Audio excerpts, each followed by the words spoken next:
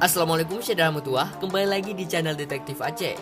Kali ini kita akan bahas, benarkah adanya hubungan Nabi Muhammad dengan Aceh? Jangan lupa subscribe video ini, komen, dan berlangganan channel ini. Mari kita bangun channel ini agar Aceh lebih dikenal di mata dunia. Terkadang ada mukjizat yang Allah turunkan untuk Nabi hanya untuk disaksikan para umat yang hidup di masa beliau, ataupun mukjizat beliau yang dapat dirasakan oleh umat setelahnya.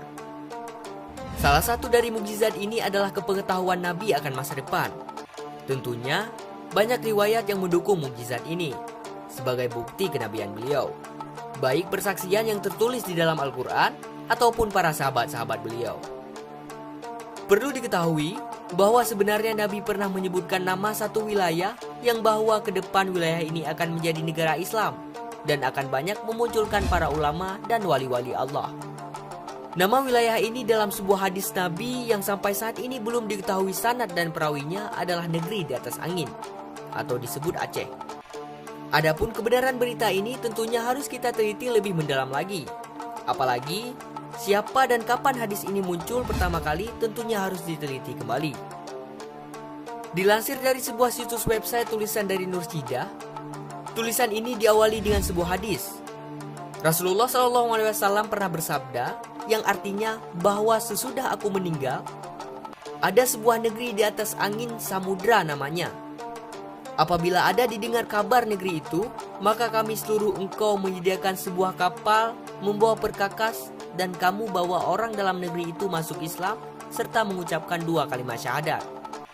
Dan lagi, akan dijadikan Allah dalam negeri itu terbanyak daripada segala wali Allah jadi dalam negeri itu. Akan tetapi, hadis mengenai negeri di atas angin atau disebut Aceh tersebut masih belum dijadikan istidlal karena sampai saat ini belum diketahui sanad dan perawinya. Yang menjadi pertanyaannya adalah, apakah hadis ini betul adanya atau memang hanya sebuah kalimat warisan turun-temurun dari nenek moyang bangsa Melayu? Untuk membuktikan keberadaan hadis ini dapat dibuktikan melalui beberapa bukti yang akan kita bahas berikut. Masih melansir pada website yang sama, bukti yang pertama adalah status hadis dalam beberapa hikayat lama Aceh. Di beberapa riwayat kitab dan menurut pendapat ahli sejarawan, termasuk salah seorang ahli sejarawan berkebangsaan Indonesia yang tinggal di Malaysia, bernama Profesor Dr. Muhammad Syed Naqib Al-Atas. Di bukunya yang berjudul Historical Fact and Fiction, menyebutkan bahwa keberadaan hadis Nabi tentang Aceh tersebut betul adanya. Beliau menemukan hadis ini dari berbagai naskah lama kerajaan Aceh dan Malaysia, yang juga pernah tertuliskan hadis ini di dalamnya. Selain itu, akuan keberadaan hadis ini juga disebutkan di beberapa buku karya sejarah Melayu. Kemudian yang kedua, melalui sejarah. Menurut para ahli sejarah Melayu mengatakan, hadis yang dimaksud oleh Rasul ini tertuju ke masa kerajaan Samudra Pasai, yang berdiri 600 tahun setelah Rasul wafat. Namun, ada yang berbeda pendapat.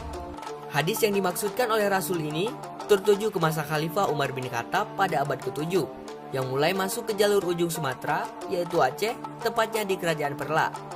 Pendapat ini didapat dari buku Aceh Sepanjang Abad, karya M. Said. Dan yang ketiga, dilihat secara geografis. Sa'ad bin Abi Waqqas, salah seorang sahabat Rasul ke Cina melalui jalur laut untuk menyebarkan Islam. Secara geografis, Cina berada di ujung sebelah kanan tanah Arab. Maka untuk menuju ke sana, harus melewati beberapa tempat persinggahan, yaitu India dan ujung Sumatera atau Aceh. Untuk itu, Islam secara tidak langsung juga sudah mulai masuk di Aceh. Keempat, kerabat Nabi Muhammad banyak di Aceh. Bukti selanjutnya bahwa di Aceh, sejak masa kerajaan dulu, hingga sekarang masih banyak keturunan dan kerabat dari Rasulullah SAW. Menurut penelitian pakar sejarah dan ahli nasab di Aceh, keturunan Rasulullah pertama yang tiba di Asia Tenggara, tepatnya di Aceh Sumatera, adalah Abdullah bin Hasan Nusana bin Hasan bin Ali, atau cicit Nabi Muhammad SAW. Beliau hijrah ke Kepulauan Nusantara ini setelah singgah dan menetap di Pelabuhan Kambia, India, untuk mengembangkan misi perjuangan keluarga Rasulullah. Kemudian yang kelima, persahabatan antara Aceh dan Arab. Semenjak tersebarnya Islam di Aceh yang dimulai pada abad ke-7 hingga akhir masa kerajaan pada tahun 1880-an, hubungan Aceh dan Arab sangatlah erat. baik di sisi ekonomi dan dalam hal agama. Hal ini dapat dibuktikan di salah satu wilayah Masjidil Haram terdapat tanah wakaf orang Aceh untuk perluasan Masjidil Haram. Nah, itulah secara mutuah beberapa bukti bahwa walaupun sanad hadis tersebut tidak disebutkan, akan tetapi dari beberapa bukti tersebut telah menunjukkan sisi kesinambungan. Jika Rasulullah pernah menyebutkan bahwa Aceh ini adalah negara Islam dan tempat di mana banyak para wali dan ulama Allah muncul. Pembahasan kita pada video kali ini dikutip dari beberapa sumber. Jangan lupa subscribe video ini, komen, dan berlangganan channel ini.